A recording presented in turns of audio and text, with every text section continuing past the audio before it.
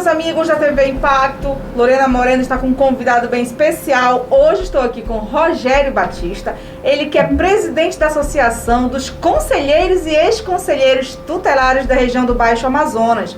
Hoje, dia 18 de maio, nada melhor do que trazê-lo aqui para conversar sobre este assunto.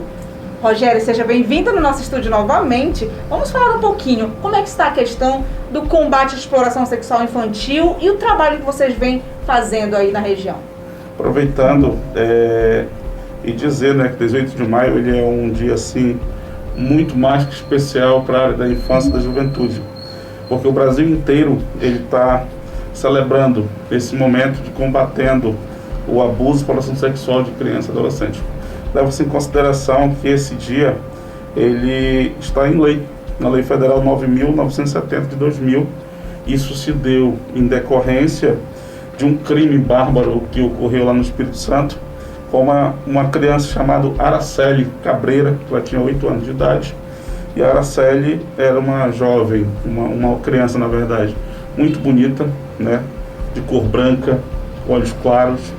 E teve jovens que abusaram sexualmente, que fizeram todos os tipos de atrocidades com a Araceli, e aí foi um crime de comoção social, e que a partir de então os movimentos sociais foram se reunindo para que pudesse ter um dia específico de combate ao abuso e exploração sexual. E lembrando, Lorena, que não é só o 18 de maio para combater o abuso e exploração sexual, mas sim todos os dias que possamos realmente combater esse crime que ocorre em todo o Brasil. Sim. Como é que está a questão dos trabalhos de vocês? E já vamos falar sobre o índice, como é que está a questão? Deu uma diminuída, uma aumentada? Fala pra gente como é que está essa questão. A preocupação maior foi esse aumento devido à pandemia. Obviamente que os abusos, exploração sexual, eles ultrapassaram a medida. Tanto faz esse processo em comunidade como no próprio lar também. Então a gente sabe que a pandemia acabou forçando com que as famílias elas ficassem um tempo muito maior mais em casa, e esses abusos, exploração sexual, violência contra a criança, ela tem aumentado. E algo que nos preocupa muito, Lorena, é a falta de estrutura que os conselhos tutelares eles estão tendo, principalmente na nossa região, uma falta de preparo, tanto faz dos comitês de crise, e essa doença, na verdade, esse vírus, ele pegou todo mundo de surpresa, então não avisou, não teve como planejar, não teve como treinar o pessoal. E algo que nos preocupa são essas questões: falta de estrutura, falta de entendimento, falta de diálogo entre as partes, rede de proteção.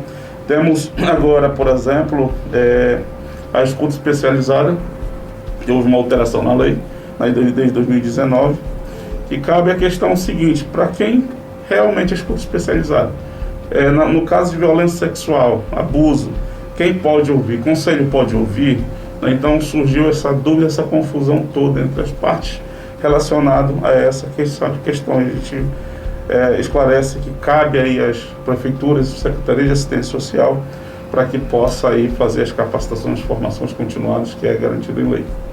A gente sabe que a maioria dos abusadores, eles estão muito presentes na casa da vítima, Começa ali por um parente ou por um vizinho, as pessoas mais próximas, Rogério? Qual a dica, você como presidente do conselho, daria para as famílias, até mesmo para um vizinho que está sabendo que ali naquela casa ao lado tem uma criança que está sofrendo por abuso? Qual seria a orientação que você poderia dar a essas famílias?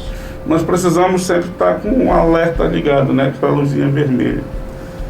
Por exemplo, ontem eu fui fazer uma visita na casa da minha mãe e eu vi algo muito suspeito.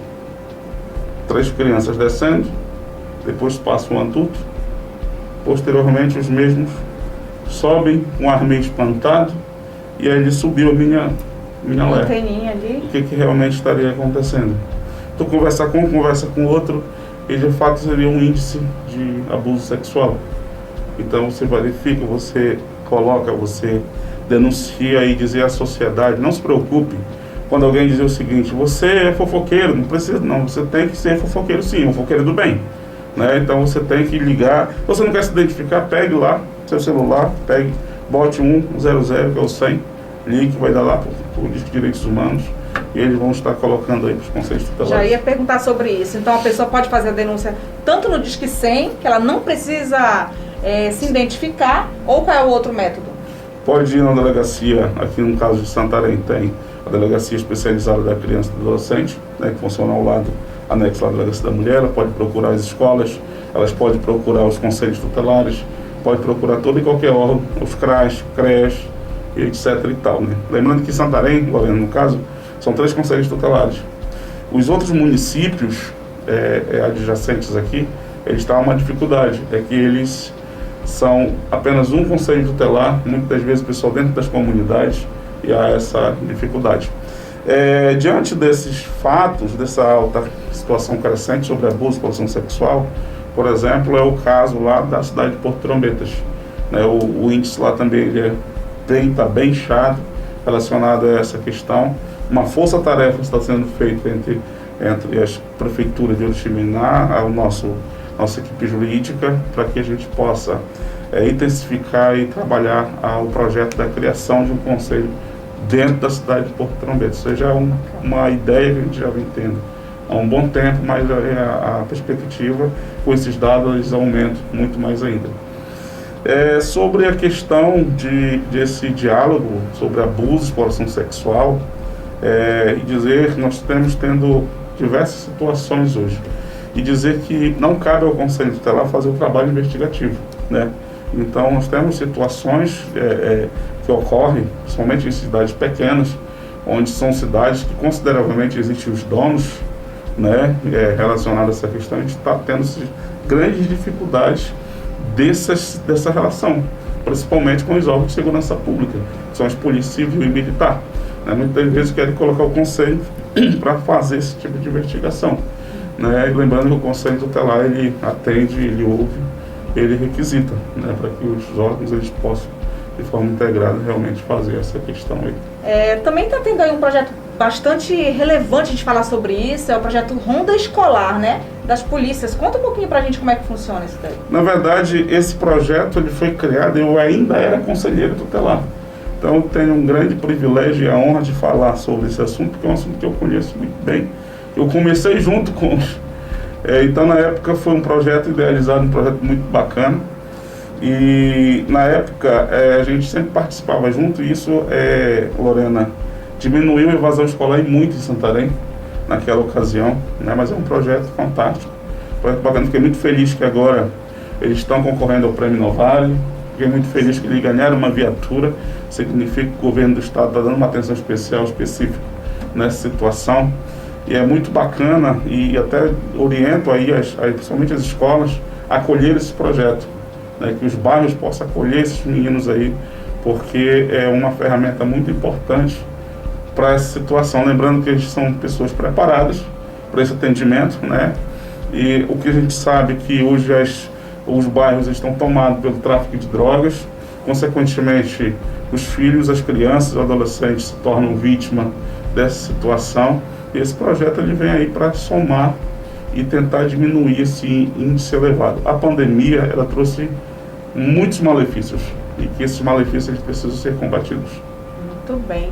Então é isso, gente. A gente veio trazer o Rogério Batista para falar um pouquinho com a gente sobre esse assunto, né? E já deixar aí um alerta para todas as famílias que souberem aí de qualquer acontecimento, possa fazer a denúncia no Disque 100. E a gente veio trazer ele aqui para falar um pouquinho sobre este assunto. E parabéns aí aos conselheiros tutelares aí da região Baixo Amazonas. Obrigada, Rogério, por ter vindo aqui conosco. Eu que agradeço a todos e sempre essa disponibilidade para tocar sobre um assunto tão importante. Então é isso, nós ficamos por aqui. Muito obrigada, curta, compartilhe e até a próxima.